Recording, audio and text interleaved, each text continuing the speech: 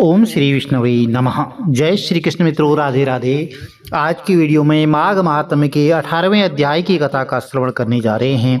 प्रिय भक्तजनों, हमें कथा को एकाग्र चित्त होकर के श्रवण करना चाहिए। बोलिए गणपति गजानंद महाराज की जय, श्री हरि विष्णु भगवान की जय।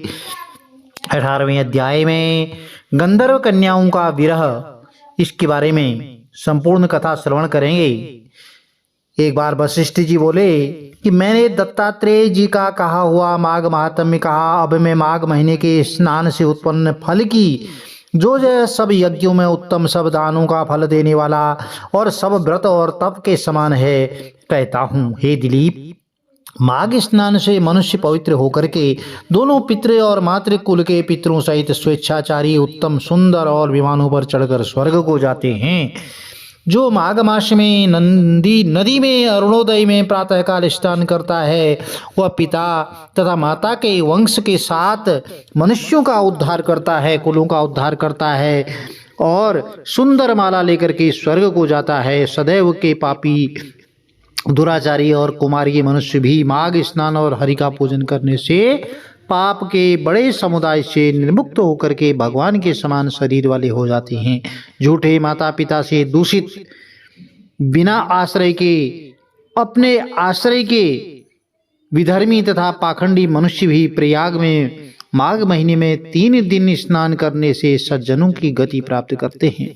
संसार में पुण्य तीर्थों में माघ महीने का स्नान मनुष्यों को अत्यंत कठिन है। इससे मनुष्य ब्रह्म देवताओं की दशा को प्राप्त होता है, इसमें कोई संदेह नहीं है। तो हे राजन, माघ में तप, दान तथा जप करना और हरि भगवान की पूजा सब अक्षय होते हैं।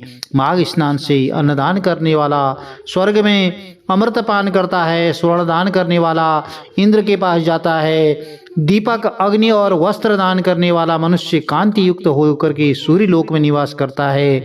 यज्ञ, दान, तप, दृढ़ ब्रह्मचर्य तथा उत्तम योग सेवा से पापी मनुष्य उतने शुद्ध नहीं होते जितने माघ महीने में तीर्थ में स्नान करने से होते हैं।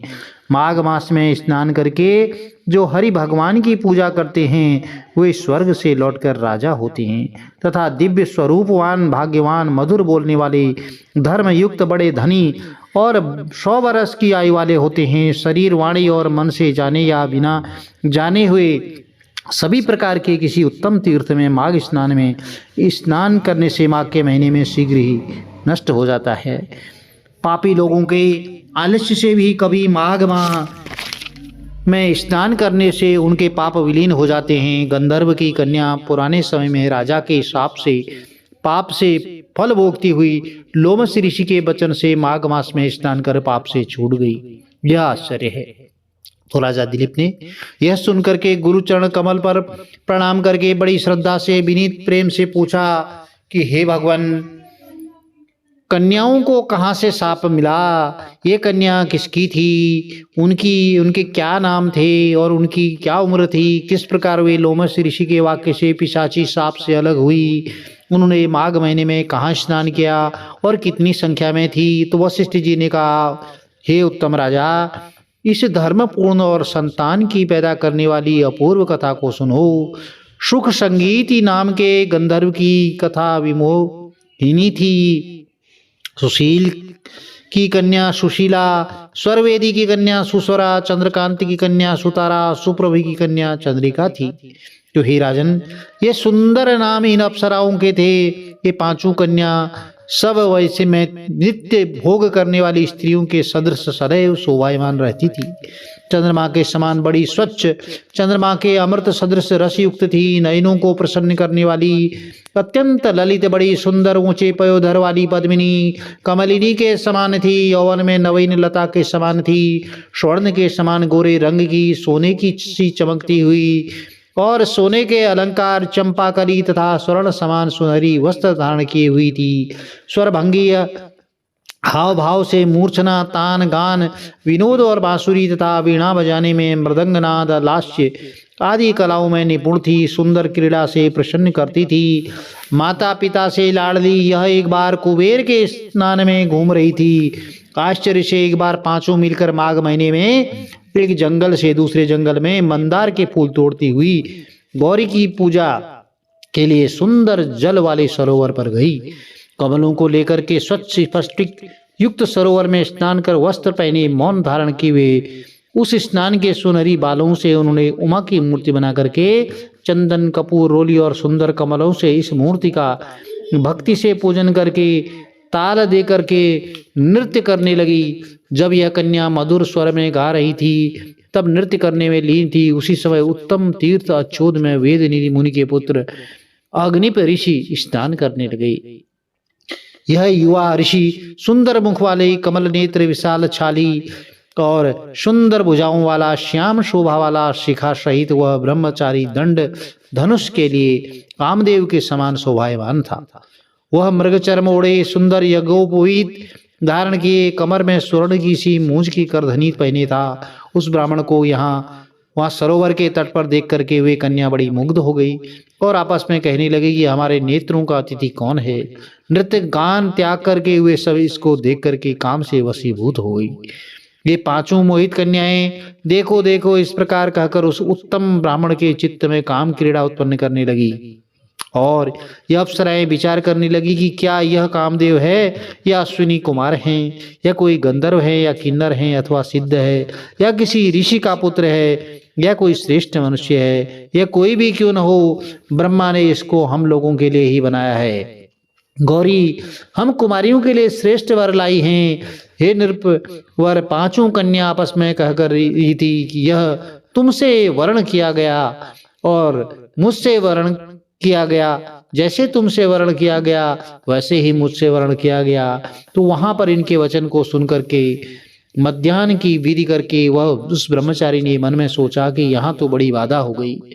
ब्रह्मा, विष्णु, शिव आदि देवता और पुराने वृद्ध मुनि तथा योग बल वाले ऋषि लोग भी अबलाओं की लीला से मोहित हो गए। यह बड़ा आश्चर्य है। स्त्रियों के नेत्र रूपी तेज बाणों से ओह किसका मन रूपी हिरण वेदा नहीं जाता।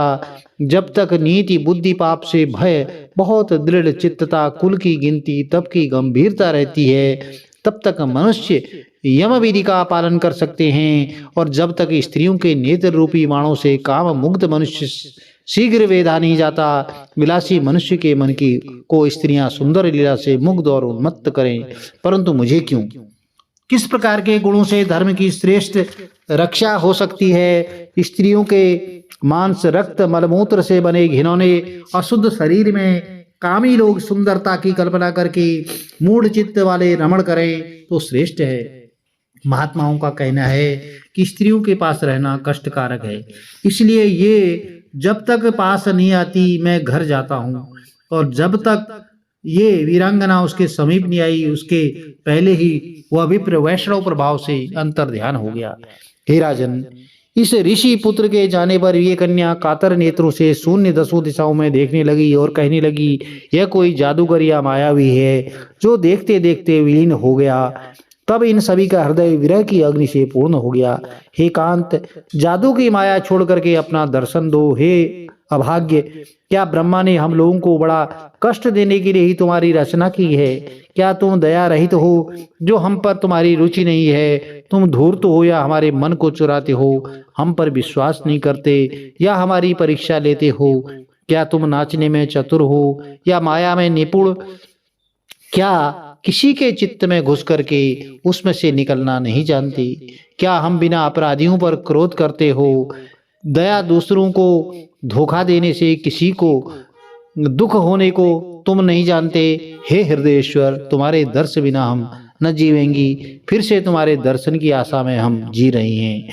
आप अपने पास दया करके हम लोगों को शीघ्र ले चलो और दर्शन दे करके हमारे संताप को तुरंत हरण करो। सज्जन किसी के नाश को नहीं देखते।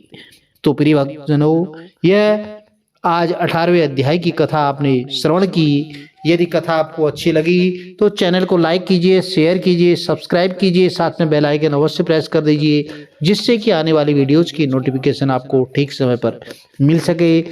भगवान भोलेनाथ का आशीर्वाद, श्री हरि विष्णु भगवान का आशीर्वाद, माता रानी का आशीर्वाद आपके कुटुंब में, परिवार में सदैव बना रहे। जय श्री कृष्ण। राधे राधे।